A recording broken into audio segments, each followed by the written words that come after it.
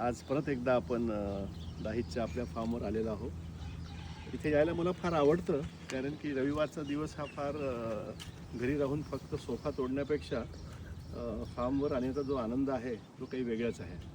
त्याच्यामुळे सकाळ माझी एकदम रात्रीच मला हुरहुरी भरून असते की मी सकाळी आज फार्ममध्ये जाणार आणि माझं थोडंफार जे काम आहे ते करणार आणि एक छान अशी वेगळी शांती इथे मला भेटते आल्यावर।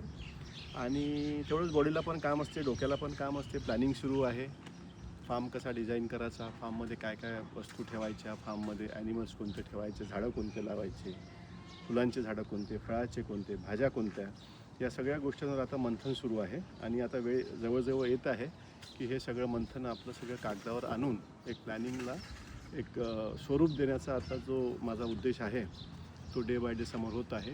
येत्या सप्टेंबरपासून माझा पूर्ण प्रयत्न आहे की फार्म फुल फ्लेजमध्ये सुरू करावा म्हणून। त्या दृष्टीनेच पहिलं पाऊल म्हणून यावेळेस आम्ही बरेच सारे एक्सपेरिमेंट केले। त्यात काही टोमॅटो, वांगे, झेंडू, जसं आपण पाहिलं सनफ्लावर, हे सगळे आपण लावले। त्यातच एक आंब्याचं झाड पण मी छान आणलं होतं, लावलं।